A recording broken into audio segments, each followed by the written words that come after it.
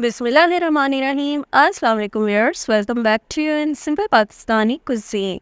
आज अपने व्यूअर्स के लिए लेकर आई हूँ पख्तून कुजीन से बहुत ही फेमस और स्पेशल नमकीन प्याज गोश्त की रेसिपी। ये रेसिपी इतनी लजीज बनती है कि इसमें जो है गोश्त की रेगुलर रेसिपीज़ की छुट्टी करवाती है। इसमें गोश्त अंदर तक पक के सॉफ्ट और जूसी हो जाता है। कम मसालों में इसे आसानी से तैयार कर सकते हैं। तो आजकल के मौसम के हिसाब से इस रेसिपी को बनाना बहुत परफेक्ट है। जो भी खाएगा आपकी तारीफ ज़रूर करेगा। तो रेसिपी को पूरा सीखने के लिए एंड तक देखिएगा। पसंद आए लाइक और शेयर करना मत भूलिएगा। साथ चैनल को सब्सक्राइब करके सपोर्ट ज़रूर दीजिएगा। Hey there. Subscribe to my channel. And also press this bell icon. जी तो व्यूअर्स, यहाँ पे अब मैं शुरू करती हूँ नमकीन प्याज गोश्त की रेसिपी को। सबसे पहले तो बता दूँ कि ये रेसिपी मैं प्रेशर कुकर में बना रही हूँ। वैसे तो इस रेसिपी को कढ़ाई में बनाया जाता है। यहाँ प्रेशर कुकर में मैं डाल रही हूँ कुकिंग ऑयल, जिसकी मिकदार आधी प्याली है। कुकिंग ऑयल गरम करके अब इसमें मैं डाल रही हूँ रेसिपी का मेन इंग्रेडिएंट बीफ। बीफ की मिकदार यहाँ पे 1 किलो है। अच्छी तरह से धो के साफ़ किया हुआ बीफ है। और मैं बता दूँ इस रेसिपी के लिए बीफ की मैंने बड़े साइज़ की बोटियाँ ली हैं और साथ हड्डियाँ भी शामिल हैं।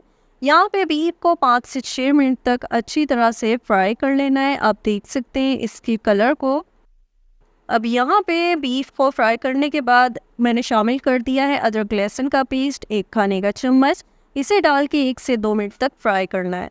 यहाँ पे मज़ीद मैं डाल रही हूँ 2 अदद बड़ी इलायची।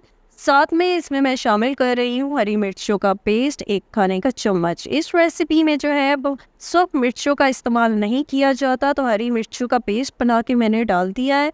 इन तमाम इंग्रेडिएंट्स समेत 1 से 2 मिनट तक बीफ को पका के अच्छी तरह फ्राई करके मैंने डाल दिया है हस्बे ज़ायका नमक।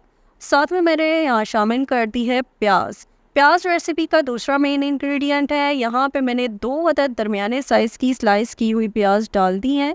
प्याज डाल के फ्राई करने के बाद अब इसमें मैंने गोश्त को गलाने के लिए 1 गिलास पानी शामिल कर दिया है। यहाँ प्रेशर कुकर में पानी डाल के अब इसको ढक के तकरीबन 15 मिनट तक मैं प्रेशर दूंगी। जी तो व्यूअर्स, यहाँ मैं दिखा दूँ कि 15 मिनट तक गोश्त को मैंने जो है प्रेशर कुकर में पकाया है। अच्छी तरह से ये पक के गल गया है। लेकिन अगर गोश्त 15 मिनट में नहीं गलता तो आप 10 मिनट तक इसे मज़ीद प्रेशर दे सकते हैं। यहाँ पर जो है गोश्त को अब मैंने खुली कढ़ाई में निकाल लिया है और गोश्त में जो पानी आप देख रहे हैं इसको पका के खुश्क करना है, इसकी भुनाई करनी है। लेकिन साथ ही अब यहाँ पे मैं शामिल कर रही हूँ पिसा हुआ धनिया 1.5 चाय का चम्मच, पिसा हुआ ज़ीरा 1 चाय का चम्मच और पिसी काली मिर्च 1 चाय का चम्मच। इन तीनों इंग्रेडिएंट्स समेत अब यहाँ पे गोश्त को पकाते हुए इसकी कर लेनी है भुनाई।